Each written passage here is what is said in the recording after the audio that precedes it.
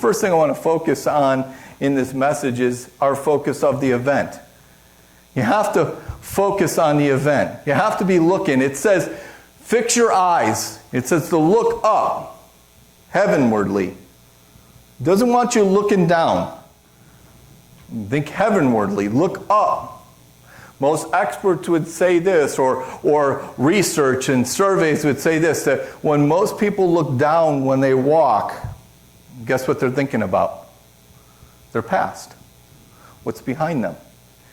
They're focusing on things that maybe didn't go right in the day. Not everybody does that, but a good portion of people, when their head's down and they're walking, they're focusing on something that's behind them or not positive.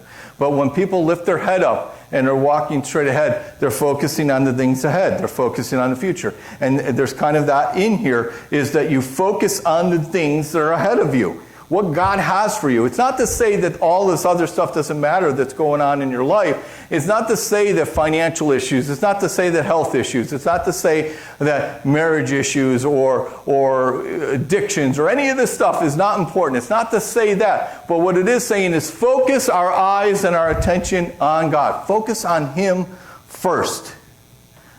And it says focus on the things around Christ and join in on that. And Christ is seated by the Father. Focus on. Well, can you see Christ right now? I mean, He's in this place. He's in people. He's in this place. But you physically don't see Him. So your job, my job, is to look and see where He's at work. You'll often hear, if I'm praying, I'll say, Lord, let us find you at work today and join in on that work. Got to be looking. That's where that peace of Christ that it talks about in here, about ruling your heart. You look and you see this over here and you're like, yep, that's got Christ written all over it. I think I'll join in on that today. This negative conversation or this thing that's got me worried or anxious and stuff like that, is that Christ-like? Is that really going to feed my faith? No, I probably should stay away from that. Lord, let me find you in the work and join in on the kingdom work, what you want me to do. Now, we've all, as much as we've dressed up and we've gone to a wedding, we've gone to a funeral, haven't we? And there's somebody up front. And as much as you see somebody up front, are they there? And the answer is no. They've gone. Believer in Jesus, they've gone on to be at home with the Lord, right? They're not there. So my question to you is, if they're not there, how much are they worrying about the finances?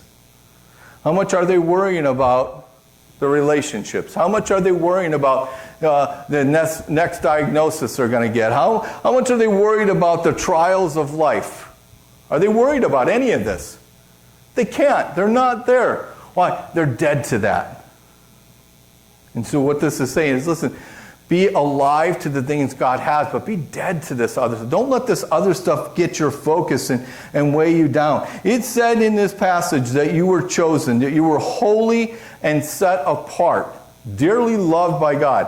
Holy means to be set apart.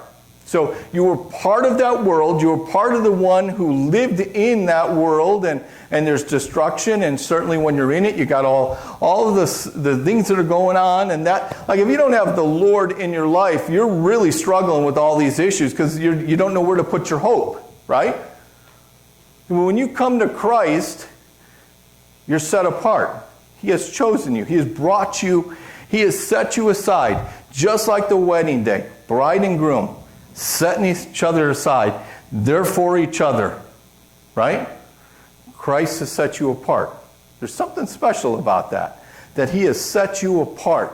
And Jesus didn't come to condemn the world, but to save the world. And you hear all this world, and we take it and we make it so big. But what you got to realize is there was a special invitation for you. Just like that wedding.